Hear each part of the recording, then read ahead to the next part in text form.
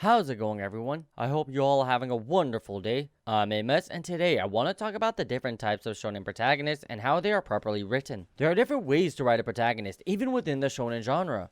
Their personality, relationships, and even their backstories all have a relevant impact on how we, the viewers, perceive them. Depending on the archetype that is chosen for the protagonist, they can either be the hero, villain, or in some cases, an anti-hero. The protagonist doesn't always need to be a hero. Depending on how they perceive the world, they can act in an eviler way, for a lack of a better term, that causes the world to go against them. But us, the viewers, may still support them depending on how well they are written. In which case, their backstory becomes all the more relevant. If we have a protagonist who doesn't have a legitimate reason for acting the way he does, then us, the viewers, can't back them up. So, for this video, I'm going to be discussing some shonen protagonists and analyze their personality and character traits. And since a lot of shonen protagonists tend to have similar personalities, there may be some repetition in this video, so I do apologize if I end up repeating myself a lot. I will do my best to explain each character as uniquely as possible. First off, I would like to start with a character who had a mixed reception from the fanbase, and tends to be the center of debate in terms of if he's a good protagonist or not. And that would be Midoriya Deku Izuku from My Hero Academia. Now, I have made my viewpoint on him pretty clear in some of my previous videos, but to reiterate, I'm not a huge fan of Deku.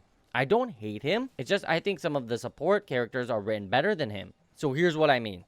At first, Deku was presented to us with the goal of becoming the greatest hero, but was diagnosed as being quirkless. In other words, he had no powers, but he still was working hard to become a hero by researching other people's abilities and understanding their strengths and weaknesses. He's a character born into the world with a disadvantage, but continues to put in the effort to grow and succeed. He focuses more on mental capabilities rather than physical strength, endurance, and flexibility. Then a villain attacks the city and takes one of his so-called friends hostage. I say so-called because Bakugo is more of a bully than a friend, but I'll get more into that later on. Anyway, Bakugo gets captured and Deku runs in to try to save him despite being quirkless. When the greatest hero, All Might, sees this, he comes in and saves them. He then decides to make Midoriya succeed him and inherit his quirk. Now, this is where the fanbase begins to split on their viewpoint on Midoriya. They either like or hate the fact that he got the strongest quirk seemingly out of nowhere. Me personally, I don't mind it because the way it was set up is that All Might saw Midoriya act despite not having any abilities, while he himself was hesitating because he had reached his time limit. Because of this, he had started to respect Midoriya and even saw a little bit of his younger self within him. So it makes sense why he gave him the quirk one for all. And it also allowed Midoriya to have a small training arc to help him become strong enough to activate the quirk, but he still needed to train in how to use it and control its output. It not only gave him a way to compete in this world, but also room to grow and learn. Now, the downside of this is his development period is longer than most shonen protagonists, or at least the first phase where he learns to control his ability and develop a signature move. Now, every character has a signature move that they either start or end the fight with. If I'm remembering correctly, Deku's was either Detroit or Delaware Smash. He would typically open with Detroit and finish with Delaware, so I don't know which one will count as his signature move. Now, this is kind of where Deku loses me a little bit. It was awesome to see him push his body beyond its capable limits and try to learn and grow. It just took him way too long to do so. For example, he would always attack with 100% output that would destroy his body. And I always wondered, why didn't he spread that 100% throughout the rest of his body to decrease the strain it put on him? It later turns out that he just never thought of it. I can't put all of the blame on him because it's been shown throughout the series that All Might is not the best mentor out there. He didn't know how to properly teach Deku to use one for all because he himself didn't have the greatest understanding of it either. So I can give Deku a pass on that. What I can't forgive is the pace at which he learns how to use his quirk. Very minor spoiler from the manga, but his development started really slow and then went into hyperspeed recently in the manga. I'm sure the current season will show this if it hasn't already. The inconsistency in development doesn't make for a well-written character. It also doesn't help to have a goal without substance. Deku has a noble goal, and that is to save everyone he can and become the greatest hero. The only issue is that almost every other kid has that same goal. When multiple people have the same goal as the protagonist, then the goal just seems shallow, and it's almost like he's only following the trend. He needs a reason for doing what he's doing, instead of just emulating the greatest hero, because that is what everyone else is doing. If it had been more like he wants to prove everyone wrong by becoming the greatest hero, that would have been one thing, but we know Deku is not that assertive. Also, he admired All Might before he knew he was quirkless, so he would not have started with that goal. Another negative aspect about Deku is that he allowed Bakugo to just bully him when he was still quirkless, and even took his trash talk after he got one for all. Deku never showed any intention of defending himself, or even talking back. Granted, he showed Bakugo up with his skills and slowly earned his respect, but I wish he were a little more assertive and defensive whenever Bakugo tried to bully him. I can forgive this since it adds to his uphill battle to become the greatest hero, along with him not understanding how to properly use his abilities. He just needed more consistency in his growth, and he could have been a really well developed protagonist. Continuing with the thought of a protagonist gaining an ability he doesn't know how to use, I want to focus on Itadori Yuji from Jujutsu Kaisen. Itadori Yuji was a physically gifted high schooler who ate a cursed item called Sukuna's fingers, causing him to be possessed by the demon Sukuna. He has the ability to resist Sukuna's possession and can now manipulate cursed energy to fight evil spirits. He joined Jujutsu Academy to train in cursed energy manipulation to save as many people as he can. His goal may be similar to Deku's, but it has some fundamental differences. Deku's goal stimulates from his admiration of All Might, while Itadori's goal comes from his grandpa's dying wish. His grandpa told him to save as many people as he can, which seems like something completely random just to motivate the protagonist. Personally, I took it as something happened in his grandpa's past that he regrets, and he was just trying to make sure his loving grandson doesn't have the same regrets as he does. Since the show doesn't explicitly state this, I will count it as a simple headcanon and not mention it or think about it while talking about Yuji's development. However, his grandpa did state that he should die surrounded by people, unlike him who only has one person there at his deathbed. This kind of seems like a plug-in motivation, something the writer added just to say his protagonist has a reason to fight, act, or continue pushing forward through adversity. But Yuji did state later on that he wants to become a Jujutsu sorcerer to save others since he got this incredible ability. In the words of Ben Parker, with great power comes great responsibility. That's how Yuji started his journey. And with him being possessed by an incredibly dangerous spirit, other sorcerers began targeting him to make sure that Sukuna doesn't come back to life, which led to some dire situations where Yuji had to make some incredibly tough choices. And the decisions he makes in those times typically resulted in him being negatively affected, while other people had an increased chance, if not a fully guaranteed chance, of survival. It's stuff like that that make a protagonist really likable, but it's not the end-all be-all. Most protagonists act in the same way. It's really rare to find a shonen protagonist who wouldn't put their life on the line to save others. What makes Yuji so special is his inability to do so. He's not some overpowered character who can get a power boost whenever he wants. His skills in the anime are basic at best. Now he does have Sukuna's power, but using it comes with a great risk. If Sukuna decides that he prefers to help the person Yuji is fighting, then a lot of lives will be lost. There's also the possibility that Sukuna doesn't care about saving Yuji and his friends, so he just won't trade places at all. In other words, Itadori Yuji has to rely on his own skills that he trained and achieved through his hard work. The key difference between Sukuna's fingers and One for All is the negative effect Sukuna's fingers has on its host. The more fingers Yuji consumes, the stronger his curse energy gets, but the more likely it becomes that Sukuna will take control of him. It's a huge gamble to increase his power because on one hand he can learn Sukuna's techniques, but on the other Sukuna can take over his consciousness. There is a risk versus reward factor with Yuji's growth.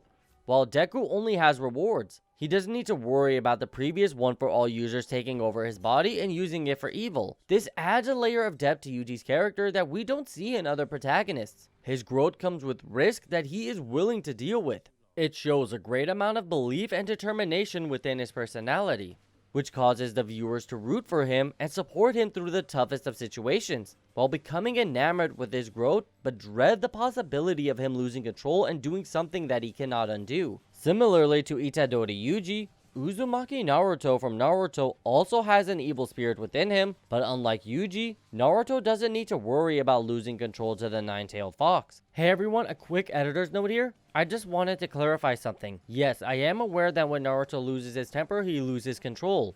What I meant with my previous sentence was that the Nine-Tails isn't actively trying to possess him.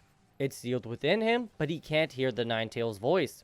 It's only when he loses his temper that the Nine-Tails chakra corrupts him and causes him to lose his sanity. And now back to the video. But his backstory is so much deeper and depressing. After losing his parents and getting the Nine-Tailed Fox sealed within him, he became public enemy number 1. Everyone in the village despised him. Even the third Hokage, who was taking care of him after his parents died, couldn't bear to be around the person who currently holds the beast that killed his wife within him. He didn't abandon him, but he didn't give him the most comfortable upbringing, or did anything to discourage the people from treating him like garbage. This led Naruto to want to become the Hokage because the Hokage is the most well-known and respected ninja in the village. He began as an unskilled class clown, and slowly through intense training and diligent practice, he became an important ninja for the Hidden Leaf Village. His character is based off of perseverance and staying true to one's beliefs. His famous catchphrase is "That's my nindo," or "my ninja way." He'd use this phrase whenever he was in a position where he couldn't give up or take the easy way out. This phrase is important because it emphasizes his personality and how he stays true to himself and his comrades. We see an example of this in the very first episode. He had the potential to quickly rise up in the ranks by stealing a ninja artifact and selling it to an enemy village, but he refused to betray someone who was trying to help him, Inuruka Sensei. He had someone who sympathized with him as a fellow orphan and wanted to make him feel like there was someone paying attention to him and deeply cared for him. After hearing his sensei tell him that, he couldn't just abandon him. Despite all of the misery the village had caused him, he couldn't turn his back on it. He would much rather preserve and struggle until he had gained the recognition of the entire village. That's his ninja way. Seeing someone go through so much for something they can't control causes us, the viewers, to feel pity for the character and then root for them to defy all expectations and succeed. Naruto is one of the best written shonen protagonists because of his hard work and perseverance,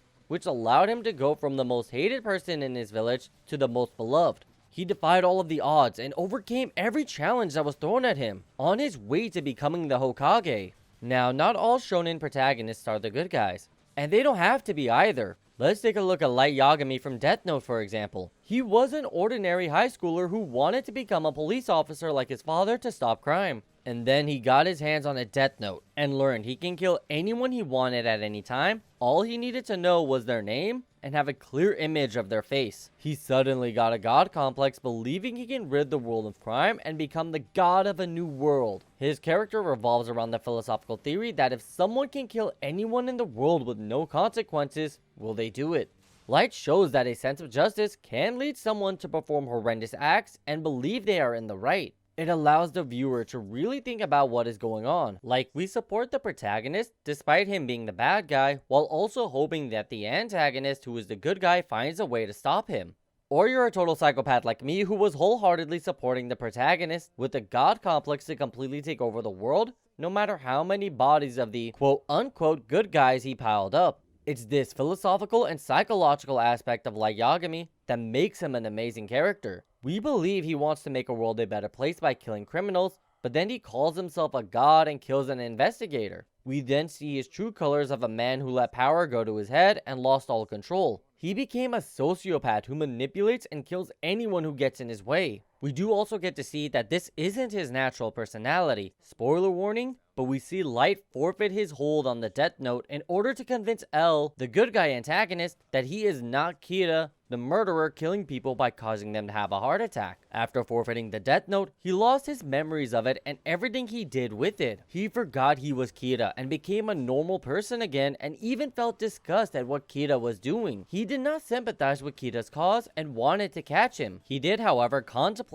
if he could kill anyone with their name and face alone, would he do it? He never gave a direct yes or no answer to his own question, but it did seem like he had some semblance of morals while thinking about it. Light presented one of the most peculiar personalities for a shonen protagonist due to his sociopathic tendencies. He doesn't fit the mold of a typical protagonist, since in most shows his personality would be that of the antagonist instead. This allows the viewers to see what a villain without a sad backstory, or is simply evil for the sake of being evil, can be like. Because Light is trying to create a world without crime, he himself commits the greatest crime of all by taking another life. However, he doesn't consider what he's doing as a crime, and instead sees the police as criminals for trying to stop him. He's an intelligent, manipulative, and worst of all, cold-blooded protagonist that shows the viewers how power can corrupt a human being. There are several different ways to write an amazing protagonist. They can start from nothing and climb their way to the top. They can experience hardship and grow through adversity, and they can even have powers that can hinder them,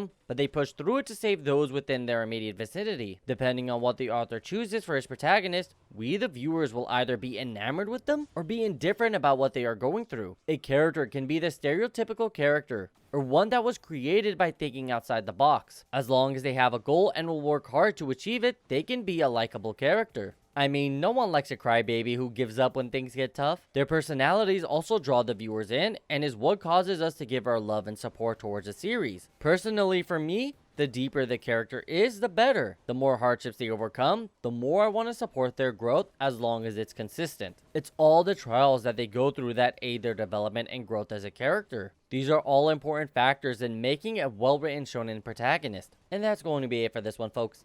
I would like to thank you all so much for watching. I truly appreciate it. I look forward to seeing you in the next one, and remember to keep having fun. See ya!